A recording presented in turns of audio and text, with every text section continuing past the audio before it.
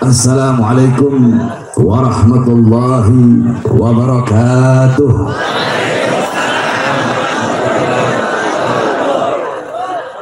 Alhamdulillahil ahad, wassalatu wassalam ala man fis sama ismuhu Ahmad wa fil ardi ismuhu Muhammad wa ala alihi wa sahbihi wa ba'd. Yang saya cintai, yang saya muliakan, para alim ulama, para habaib, para kiai, para asatid, para tokoh masyarakat, segenap aparat pemerintah, wabil khusus yang saya cintai, yang saya muliakan, guru kita bersama yang baru saja menyampaikan nasihat dan tausiah yang begitu luar biasa kepada kita semua, Al-Habib Muhammad ibn Hussein Al-Abbas. Mudah-mudahan Allah panjangkan umur beliau, Allah sehatkan jasmani dan ruhani beliau, Allah permudah segala urusan dunia akhirat beliau, Allah perkuat langkahan kaki beliau di dalam berdakwah dan berjuang di jalan Allah Subhanahu wa taala. Yang saya cintai, yang saya muliakan, Al-Habib Zaki Al-Idrus. Yang saya cintai, yang saya muliakan, Kiai Kohar beserta seluruh para habaib yang lain, para kiai yang lain, segenap pengurus Front Persaudaraan Islam beserta seluruh hadirin hadirat, bapak-bapak, ibu-ibu, khususnya para pemuda-pemudi umat baginda Nabi besar Muhammad yang selalu dimuliakan oleh Allah Subhanahu wa taala. Saudara-saudara, sebelumnya saya mohon maaf sedikit saja yang ingin saya sampaikan, karena saudara-saudara sudah dari tadi maghrib, sekarang juga udah pukul hampir jam 1. Tetapi walaupun sedikit, insya Allah bermanfaat. Karena saya habis cabut gigi, jadi masih sakit sebenarnya gigi. Jadi walaupun sedikit, insya Allah bermanfaat. Saudara-saudara sekalian yang dimuliakan oleh Allah Subhanahu wa taala, kita duduk pada malam hari yang mulia ini dalam rangka acara puncak berzikir, saudara-saudara, yang dimana acara ini setiap tahun selalu kita adakan, selalu kita rayakan. Ini tempat menjadi tempat yang penuh dengan keberkahan. Ini tempat menjadi tempat turunnya rahmat, tempat turunnya kasih sayang, tempat turunnya maghfirah, tempat turunnya pengampunan. Kita duduk di sini, saudara-saudara, berzikir kepada Allah Subhanahu wa taala, dibacakan ayat-ayat suci Al-Qur'an, dibacakan tahlil, tahmid, tasbih, takbir, tamjid, istirja, salawat kepada Rasulullah SAW, sehingga bukan hanya tempat ini, akan tetapi tempat-tempat yang mengelilingi tempat ini ikut mendapatkan rahmat sebagaimana tempat ini mendapatkan rahmat, ikut mendapatkan berkat sebagaimana tempat ini mendapatkan berkah. Saudara-saudara, kita duduk di sini berzikir kepada Allah, bermohon kepada Allah, berdoa kepada Allah Subhanahu wa taala agar Allah kabulkan permintaan kita, agar Allah kabulkan hajat kita. Kita berdoa untuk bangsa, kita berdoa untuk negara, kita berdoa untuk Indonesia, agar Allah berikan keselamatan, agar Allah berikan keamanan, agar Allah berikan kesejahteraan. Saudara-saudara, ini acara-acara seperti ini, harusnya acara seperti ini didukung oleh pemerintah, saudara-saudara, didukung oleh aparat, didukung oleh para pejabat, bukan malah acara-acara berzikir seperti ini malah dipersulit, saudara-saudara. Pejabat, kalau ada pejabat aparat pemerintah yang mempersulit acara zikir, siapapun yang mengadakan acara zikir tersebut, mempersulit acara sholawat, siapapun yang mengadakan acara sholawat tersebut, itu pemerintah goblok, itu pejabat goblok, itu aparat goblok, saudara-saudara. Hadirin sekalian yang dimuliakan oleh Allah. Atau mungkin zikir merusak konsentrasi mereka.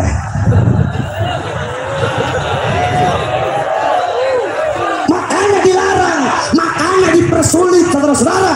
Mungkin zikir merusak pikirannya, merusak otaknya, merusak konsentrasinya. Padahal harusnya zikir sofil zihna. Zikir itu bisa menjernihkan otak, menjernihkan pikiran, memperbagus konsentrasi, memperbagus fokus. Kalau ada orang yang konsentrasinya rusak dengan zikir, dengan la ilaha illallah, alhamdulillah, masya Allah, orang goblok. jadi menteri kok tolol. Jadi menteri kok goblok, menteri tolol, menteri goblok, menteri bodoh.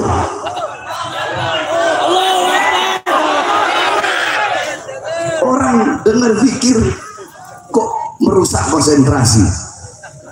Nah, mungkin antek-anteknya kali kalau ada orang yang mempersulit acara puncak berzikir, mungkin antek-anteknya menteri goblok itu.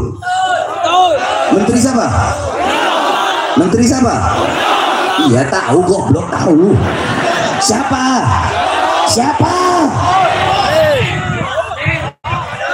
Saudara-saudara, iblis, syaitan, iblis kalau mau merusak, mengganggu, menggoda manusia, dengar zikir, konsentrasinya iblis rusak. Konsentrasinya rusak, langsung hilang, langsung lupa. Siapa namanya dia? Oh saya lupa, kata iblis. Saya lupa karena saya habis dengar zikir tadi, kata iblis, makanya saya lupa. Jadi saya tanya semua, jawab yang keras. Kalau ada yang terganggu pikirannya, terganggu otaknya, terganggu konsentrasinya dengan zikir, dengan tahlil, tahmid, tasbih, takbir, tamjid, berarti siapa? Siapa? Siapa? Kalau ada pejabat yang terganggu dengan zikir, yang rusak konsentrasinya karena zikir, berarti pejabat apa? Pejabat apa? Menteri apa? Menteri apa? Iblis, saudara-saudara. Bukankah qala Rasul sallallahu alaihi wasallam, ahabbul kalam ilallahi arba, la ilaha illallah, subhanallah walhamdulillah, subhanallah walhamdulillah, wa la ilaha illallah, wallahu akbar. Kalimat yang paling dicintai oleh Allah ada 4 kalimat, saudara-saudara. Dan engkau bisa memulai, bisa mendahulukan yang mana saya dari 4 kalimat ini. Apa itu? Subhanallah, subhanallah, kemudian alhamdulillah, kemudian la ilaha illallah, kemudian Allahu akbar. Ini adalah kalimat yang paling dicintai oleh Allah Subhanahu wa taala. Sampai-sampai qala Rasul sallallahu alaihi wasallam, ala unabbi'ukum khairu a'malikum. Ingatlah, ketahuilah, akan aku terangkan, akan aku jelaskan, akan aku beritahukan kepada kalian apa amal kalian yang paling baik, amal kalian yang paling bagus, amal yang dimana itu adalah perilaku kalian yang sangat jernih, amal yang lebih utama, yang lebih baik daripada kalian mengeluarkan emas dan perak kalian, yang lebih baik daripada kalian bertemu dengan musuh, kemudian kalian memukul leher musuh tersebut dengan pedang, atau musuh tersebut memukul leher kalian dengan pedang, maka amal ini lebih baik. Apa kata Rasulullah? Yaitu mengingat Allah, berzikir kepada Allah Subhanahu wa taala. Itu amal yang paling baik, amal yang paling bagus, saudara-saudara. Saudara-saudara, kita duduk berzikir, kita mengingat, bukan hanya mengingat Allah, tapi kita mengingat Rasulullah. Tadi para ulama, para habaib, para kiai, beliau menjelaskan tentang bagaimana Nabi Muhammad SAW diceritakan bagaimana orang-orang soleh. Dari setiap ceramah pasti dibawakan kisah Nabi Muhammad sedikit, dibawakan kisah orang-orang soleh sedikit. Qala Rasul SAW, zikrul anbiya ibadah, zikrul solihin kafarah, zikrul maut sadaqah, zikrul qabr yuqarribukum ilal jannah. Apa kata Rasulullah? Kata Rasulullah SAW, mengingat para nabi, mengingat para rasul itu adalah ibadah. Zikrul solihin kafarah, mengingat orang-orang soleh itu adalah kafarah, tebusan bagi engkau punya dosa-dosa. Zikrul maut sadaqah, mengingat kematian adalah sadaqah. Wa zikrul kubur yuqarribukum ilal jannah, mengingat kubur bisa mendekatkan engkau kepada surganya Allah Subhanahu wa taala. Kita duduk di sini bukan hanya mengingat Allah, tetapi mengingat Rasulullah, mengingat orang-orang soleh, mengingat para ulama, saudara-saudara. Kita duduk duduk di ini majelis berzikir kepada Allah. Ini tempat menjadi tempat turunnya rahmat. Bahkan orang-orang di sekitar puncak yang tidak ikut berzikir, mereka ikut mendapatkan rahmat sebagaimana kita duduk di sini mendapatkan rahmat. Ini perkara yang bagus, ini perkara yang sangat baik yang harus didukung saudara-saudara. Pada malam hari ini, di saat banyak anak-anak muda, banyak pemuda-pemudi Islam yang berbuat dosa, berbuat maksiat, mungkarat, dolalat, sayyiat, mukhalafat, sebagaimana kita ketahui, malam tahun baru atau malam sebelum tahun baru, 2-3 hari sebelum malam tahun baru, bukan hanya di puncak, di Jakarta, di mana-mana, bahkan di kampung-kampung, di desa-desa, saudara-saudara, berapa banyak para pemuda-pemudi Islam yang merayakan malam tahun baru tersebut dengan berbuat dosa.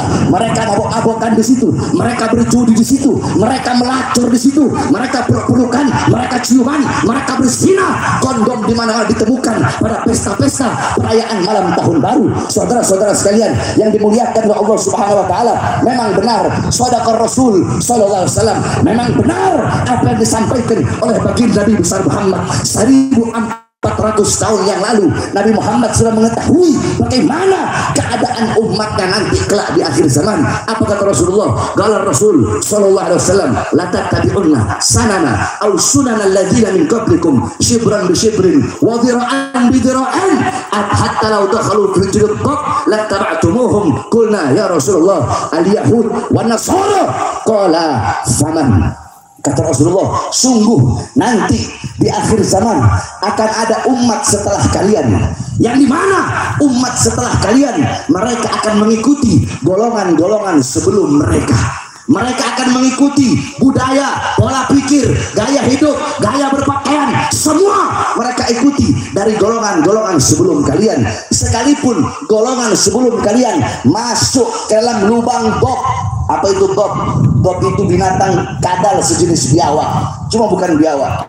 Kalau biawak itu warrol, kalau bob itu adalah sejenis biawak, cuma dia lebih kecil dari biawak. Kalau biawak warnanya coklat, kalau bob warnanya kuning. Kalau biawak ekornya licin, kalau bob ekornya ada duri-durinya. Kalau biawak hukumnya haram, kalau bob itu hukumnya halal. Karena ada takrir dari Nabi Muhammad. Ketika Rasulullah melihat para sahabat memakan bob, Rasulullah diam. Diamnya Rasulullah itu takrir yang bermakna halal, saudara-saudara. Nah, itu kenapa para ulama ahli hadis mereka mengatakan kenapa Rasulullah mengumpamakan masuk ke dalam lubang bob.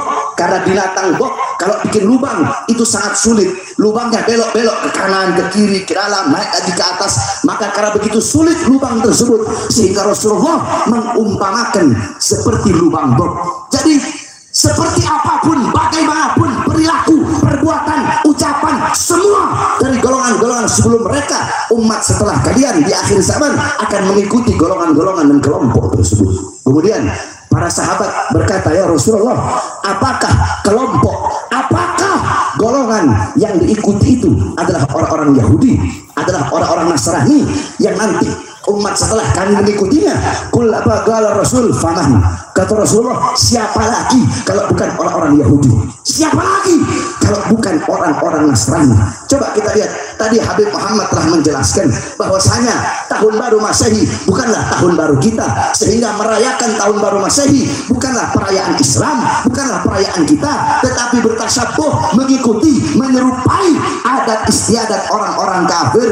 Man tasyabbaha biqaumin fahuwa minhum. Hadis tersebut dibawa oleh Habib Muhammad tadi, yang artinya barang siapa yang menyerupai suatu kaum, maka dia sama dengan kaum tersebut, digolongkan dengan kelompok tersebut, dibangkitkan dengan kelompok tersebut. Jikalau yang engkau ikuti orang-orang Yahudi, orang-orang Nasrani, orang-orang kafir, orang-orang Barat, engkau mengikuti gaya hidup mereka, pola pikir mereka, berpakaian seperti mereka, bertasyabuh kepada mereka, mengikuti ajaran mereka, maka engkau sama seperti mereka. Mereka dilaknat oleh Allah, engkau pun dilaknat oleh Allah. Mereka disiksa oleh Allah, engkau pun akan disiksa oleh Allah Subhanahu wa taala. Makanya saudara-saudara, Allah kasih bencana, Allah kasih musibah bagi negara kesatuan Republik Indonesia yang sangat kita cintai ini. Allah kasih gempa bumi, Allah kasih tsunami, Allah kasih apa tanah longsor, Allah kasih banjir, Allah kasih kebakaran di mana-mana, kesulitan di mana-mana, kesusahan di mana-mana. Jangan bertanya kepada Allah, ya Allah, kenapa engkau berikan musibah? Ya Allah, kenapa engkau berikan bencana? Ya Allah, kenapa engkau berikan gempa bumi? Ya Allah, kenapa engkau berikan menjadikan tsunami? Kenapa air laut engkau tumpahkan ke muka bumi? Jangan bertanya kepada Allah, tetapi tanyakan kepada diri saya, Bahar bin Smith. Tanyakan kepada diri kalian, tanyakan kepada diri kita, tanyakan kepada para pemuda-pemudi kita, tanyakan kepada orang tua kita, tanyakan bapak-bapak pertanggungjawaban mereka atas anak-anaknya, tanyakan kepada anak-anak kewajiban mereka atas orang tuanya dan hak orang tua mereka yang harus mereka laksanakan. Tanyakan kepada para ustadz-ustadz, para tokoh-tokoh agama, tanyakan kepada para ustadznya, kiainya, para habibnya, tanyakan kepada guru-guru agama, tanyakan kepada para pemimpin-pemimpin pondok pesantren, tanyakan kepada para penghafal Al-Quran, tanyakan kepada para pejabat, tanyakan kepada para aparat, tanyakan kepada RT, RW, lurah, camat, bupati, wali kota, menteri, presiden, tanyakan kepada mereka, para pejabat, para aparat, dan diri kita sebagai umat, perbuatan dosa apa, perbuatan maksiat apa yang kita lakukan sehingga mengundang bencana, bala dan musibah dari Allah bagi bangsa, negara dan rakyat Indonesia. Bukankah Allah berkata dalam Al-Quran, ma asabakum min musibatin fabima kasabat aydikum, apa-apa yang menimpa kalian daripada musibah itu akibat perbuatan tangan kalian. Oleh karenanya cukup saudara-saudara, kembali kita kepada Allah pada malam hari ini. Di saat banyak hamba-hamba yang berbuat dosa, berbuat maksiat yang mengundang bencana dan bala, maka kita duduk di ini majelis berzikir kepada Allah. Zikir itulah, doa itulah yang menunda, yang menjadi benteng pertahanan untuk menangkis segala macam bencana dan musibah, sehingga acara-acara zikir seperti ini wajib dan harus didukung oleh pemerintah, pejabat dan para aparatnya, daripada mereka mendukung dan membiarkan perbuatan dosa, perbuatan maksiat, acara-acara tidak jelas pada malam tahun baru yang bisa mengundang bencana dan bala dari Allah Subhanahu wa taala. Saudara-saudara, alhamdulillah pada malam hari ini saya bisa duduk di sini karena terakhir saya di sini kalau nggak salah tahun 2017, saudara-saudara. 2017 acaranya di sana kalau nggak salah. Tahun kemarin saya nggak sempat datang, nggak sempat hadir karena saya pergi ke Bandung untuk menjalani pemeriksaan. Alhamdulillah sekitar 3-4 bulan yang lalu saya bebas. Saudara-saudara sekalian yang dimuliakan oleh Allah, di dalam menegakkan kebenaran, di dalam menyampaikan kebenaran, tidak ada kata kapok bagi Bahar bin Ali bin Smith. Tidak ada kata capek, tidak ada kata kapok, tidak ada kata lelah di dalam memperjuangkan kebenaran, di dalam menegakkan keadilan.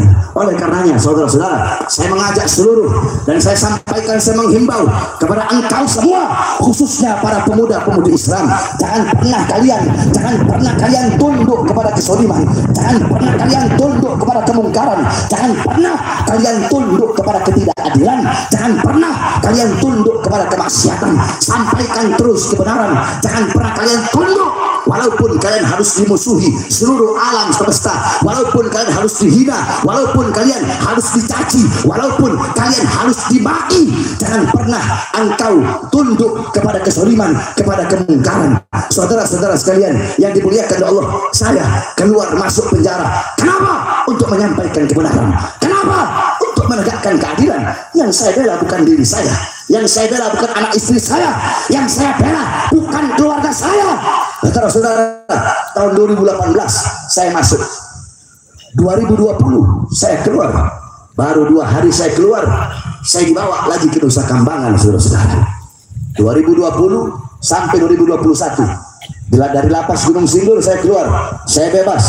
Belum sampai 1 bulan saya sudah ditahan lagi, masuk di Polda Jabar kemarin 7 bulan. Saudara-saudara, hadirin sekalian yang dimuliakan oleh Allah Subhanahu wa taala, apakah dengan saya dipenjarakan, dengan saya diborgol, saya dipisahkan dengan keluarga, dengan anak dan istri saya, terus Bahar bin Smith bakal kapok, Bahar bin Smith bakal cuit nyalinya, bakal ciut nyalinya.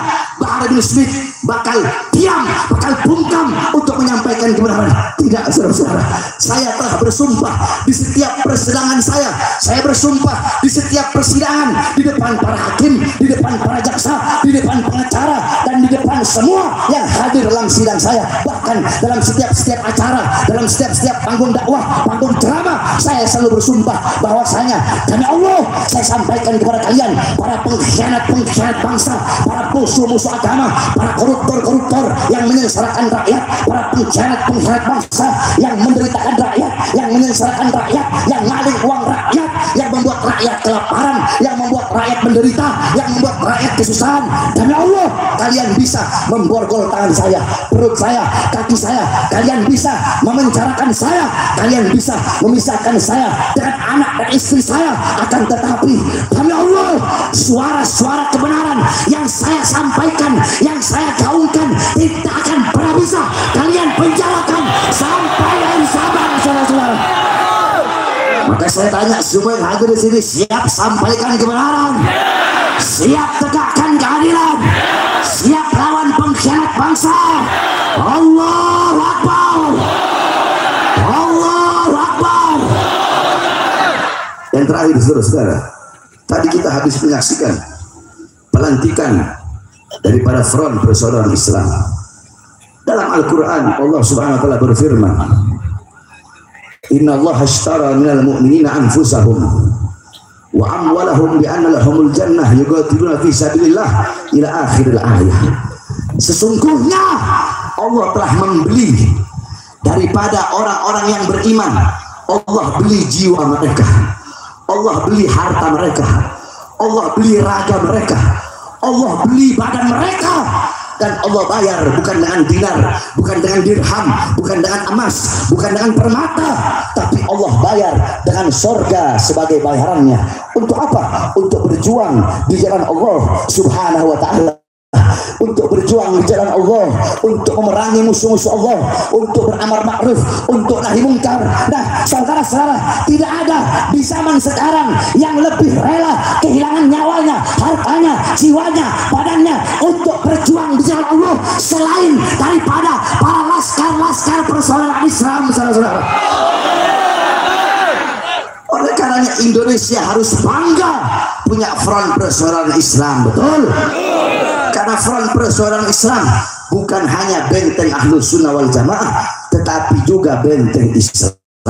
Bukan hanya benteng Islam saja, tetapi juga benteng NKRI, benteng merah putih. Saudara-saudara, jangan diragukan tentang nasionalisme, jiwa-jiwa nasionalisme daripada seluruh para relawan-relawan dan laskar Front Persaudaraan Islam. Setiap ada bencana, setiap ada musibah, yang lain, ormas-ormas lain, aparat pejabat yang lain sudah pulang, Front Persaudaraan Islam masih tetap membantu saudara-saudara kita sebangsa dan setanah air yang ditimpa musibah. Oleh karenanya saya sangat yakin, saudara-saudara, demi Allah, andaikan jangankan hanya bantuan, jangankan hanya bencana yang menimpa Indonesia, andaikan ada musuh-musuh dari luar atau musuh-musuh di dalam yang ingin merusak Indonesia, yang ingin merampas kedaulatan Indonesia, yang ingin mengopok-mopok Indonesia, demi Allah, laskar daripada Front Persaudaraan Islam yang akan berada di barisan paling depan, rela hancur dan binasa demi bangsa dan rakyat Indonesia. Takbir. Saya tanya semua, khususnya laskar Front Persaudaraan Islam umumnya, jamaah yang hadir, siap hancur di Indonesia, siap binasa di Indonesia. Kalau pengkhianat bangsa maju untuk melawan rakyat, melawan Indonesia, melawan Islam, maju atau mundur? Kurang keras, maju atau mundur? Maju atau mundur? Kalau ada yang ingin merampas kedaulatan rakyat, maju atau mundur? Melawan para koruptor-koruptor pengkhianat bangsa yang menyengsarakan rakyat, yang maling uang rakyat, maju atau mundur? Maju atau mundur? Siap hancur di Indonesia, siap binasa di merah putih. Allahu Akbar. Indonesia merdeka, Merdeka! Merdeka! Allahu Akbar! Allahu Akbar! Assalamualaikum warahmatullahi wabarakatuh.